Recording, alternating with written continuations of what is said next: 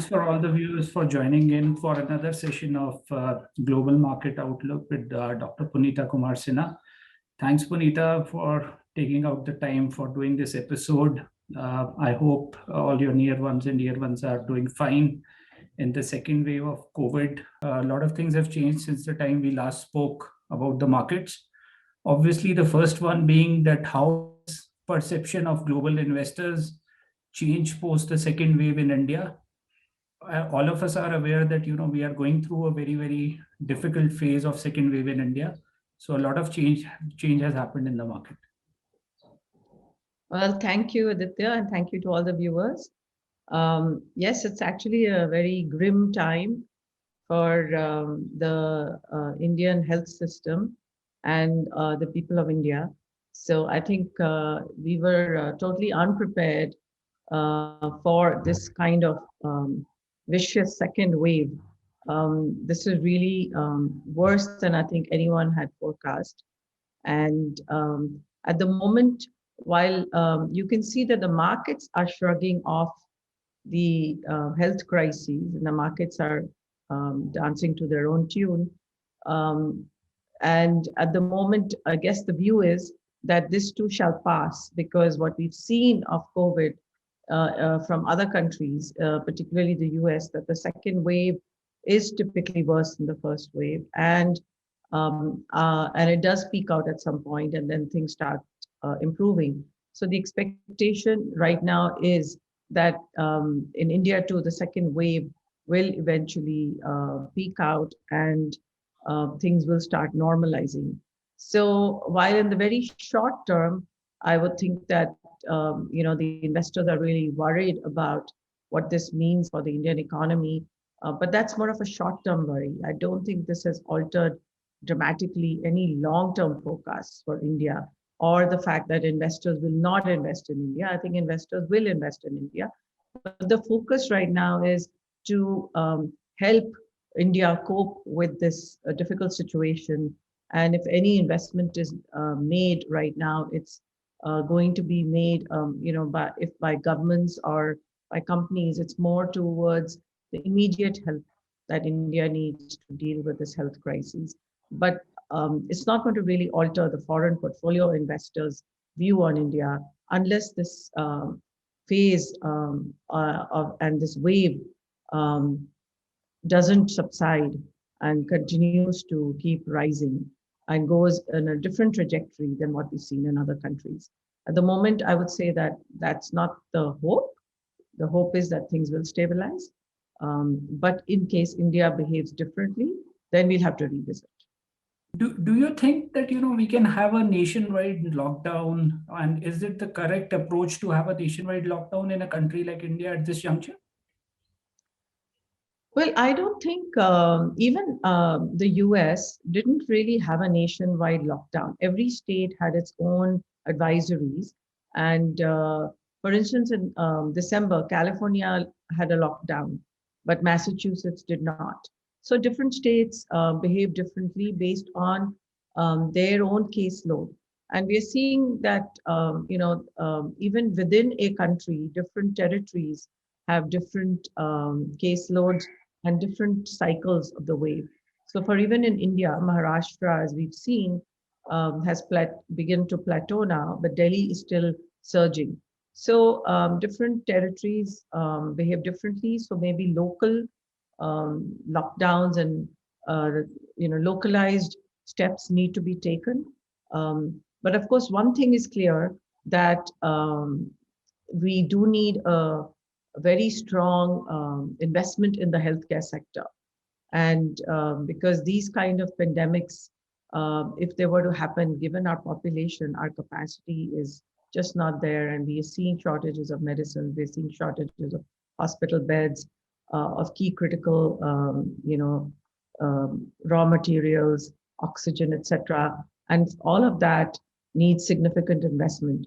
We saw even in the US during the peak, at least in the first wave, New York was pretty badly hit, and we're also facing some of the same issues.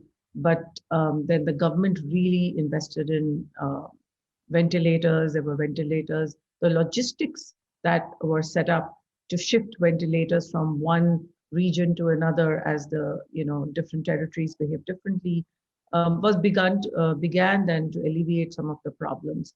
I think that requires not just investment, but in critical capacity for health related components, but also in the logistics segment, and in terms of how to manage and track where capacity is needed. Particularly, I don't think we have the systems in the rural areas that where if COVID starts spreading, we just don't have the hospital capacity or the even the critical equipment. Likelihood possibly quicker vaccination lies is the solution to the problem at this particular point in time.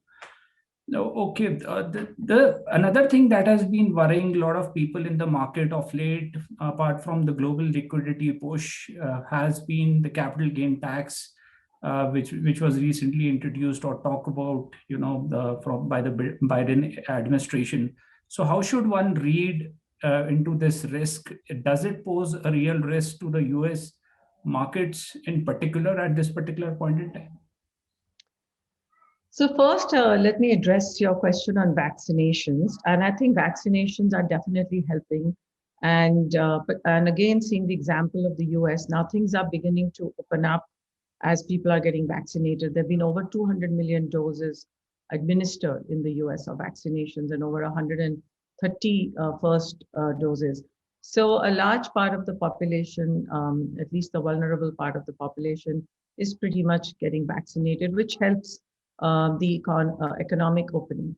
Now, all of this has obviously cost the economy, and there have been fiscal expansion, and all that needs to get funded somehow. And so President Biden has introduced proposals that will raise taxes to fund some of this spend, and also any future spend that he's proposing on infrastructure.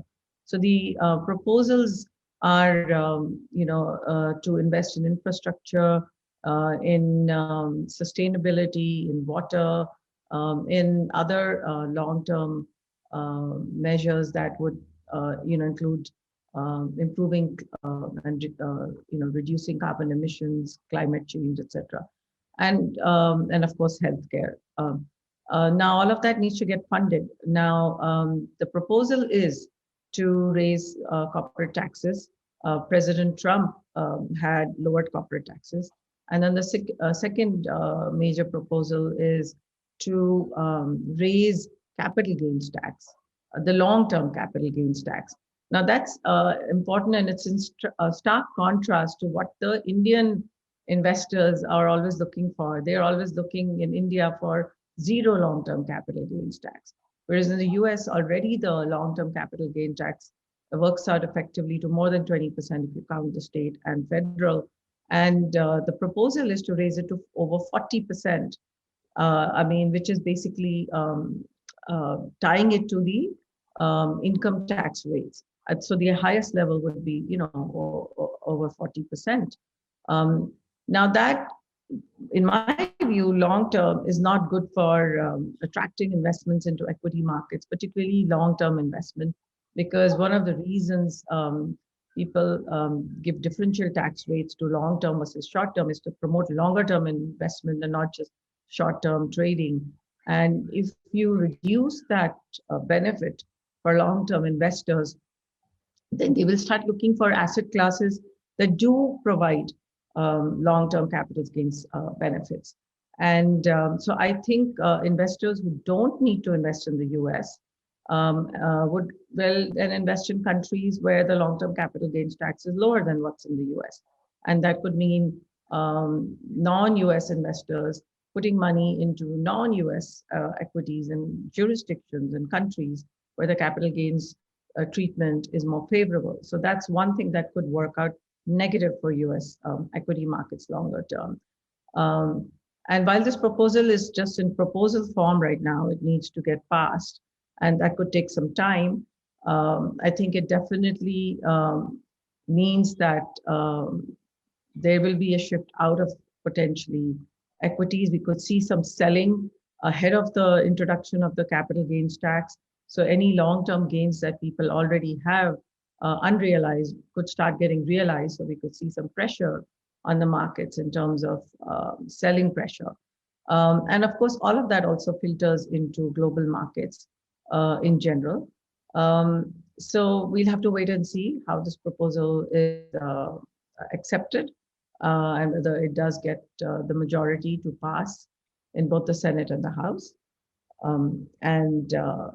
I think in general, I would say that given where the valuations are of US markets and developed markets have done, continue to do very well and have done well this year as well, contrary to, popular belief or contrary to what even I was expecting that emerging markets should, have better valuations. I think because of COVID and the unprecedented amount of stimulus that the US government has given, I think the valuations in the US markets are looking quite stretched.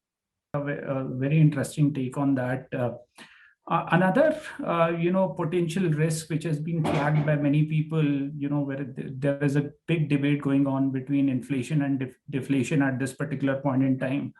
What I have experienced as a manager is that, moderate inflation is good for equities. So do you see inflation as a risk at this particular point in time? Because at least a data point in favor of inflation after a long period of, possibly 12 years is very, very strong, in the sense that we have seen a very large rally in lumber prices. They are up like 50% year till date. Corn, soya bean, all the agri commodities are, moving up. They are more than 20% up. So how should one read this debate between inflation and deflation, and when does inflation pose a real risk to equity valuations? So, right now, of course, with the amount of stimulus, monetary and fiscal stimulus that governments have given, one would expect that at some point, if that stimulus is not withdrawn, then there could be inflationary pressures. Now, we're already seeing some cost pressures. You've talked about commodity prices, right? We are seeing cost pressures. We're seeing, as employment picks up, we'll start seeing some inflationary pressures on the consumption and the demand side as well. And I'm talking more global at the moment. And I think long bond yields or treasuries in the US have shown a spike, an expectation of both an economic pickup as well as and potentially an inflation pickup. Now, in India, things are slightly different. We've seen good amount of stimulus also in the budget on the fiscal side. We've also seen monetary stimulus. The RBI has cut rates and has introduced quite a bit of liquidity. So rates are quite low. But we also have seen that the capex cycle in India has been quite weak over the last few years. We've also seen corporate, debt to GDP in India is quite low at the moment compared to history. And then when I look around at companies, I find that a lot of companies are looking to spend more going forward. Interest rates are more favorable. The cost of capital has come down. And also there is a need to add capacity, and everybody is expecting that there will be an economic recovery in India. So I do see capex picking up. And as capex picks up, the capacity constraints that we might have otherwise faced are going to go away. And so there could be some surplus capacity in the interim. And while the demand side pressures might come in as the economy starts recovering, the supply side will hopefully keep up. So there may be some moderate rise in inflation from where we are today. But I don't think that we will go into deflation given our demographics, given the demand pull that that India organically has. So I do expect that over time there will be some inflationary pressures, but they don't seem to be imminent at the moment in India. While they may be more likely to tick up in some of the other developed markets like the US, India could see inflation coming back with a lag to that, to the other countries. But it all depends on how the COVID situation stabilizes and how our economic recovery happens. As you've seen, IMF has a fairly aggressive economic forecast for India for the next 12 months, the next fiscal year, calendar year, this year, 11%. And some of the other sell-side houses also have fairly strong GDP numbers. But of course, after 12 months, the numbers forecasted are back to normalized levels of 6 to 7%. So while we are all expecting a strong recovery in India, once COVID stabilizes, I think the longer term forecasts are for more normalized numbers. One other thing to keep in mind regarding inflation is that commodity prices have been going up. And if oil prices keep high, then that's going to obviously hurt inflation in India, as well as it could hurt, it could be a risk for the equity markets as well. So we do have to keep in mind what happens both to inflation as well as to oil prices. One of the most common questions that I get as a fund manager at this particular point in time is that the valuations are elevated, but India has to yet see earnings recovery from a very tepid earnings growth. So how should one read into this conundrum between valuation as well as earnings growth? Aditya, that's an important question. If you look at valuations of the Indian market, they're definitely looking more attractively valued compared to some of the developed markets, particularly the US, and also their own recent history and from their most recent highs. I do expect, earnings growth to pick up. Everybody has forecast a better economic growth for India. And once we are out of the woods on COVID, I do think business activity will again resume to normalcy. Companies are going to invest and increase their capital spend. Demand should hopefully pick up. And as the economy reopens, then a lot of the cyclical reopening bits of the economy that have been hit hard would also see some recovery. So I think given where valuations are, given the stimulus that has come in, given the potential increase in GDP and earnings growth once we are out of COVID, I would think that the markets should look up and people would look to invest in India. Of course, things are looking pretty dire right now on the health side and on the personal side. For most people, everybody is facing difficulties, but this too shall pass. And I think we will see India again as an attractive market to invest in for growth and relatively better valuations than some of the other markets. That's it for this episode. Thanks for viewers for listening on to this episode. I think so Punita has been in a position to add a glimmer of hope in this environment, which seems to be very, very gloomy at this particular point in time. So stay tuned. Thank you so much. Thank you. Thank you very much, Aditya.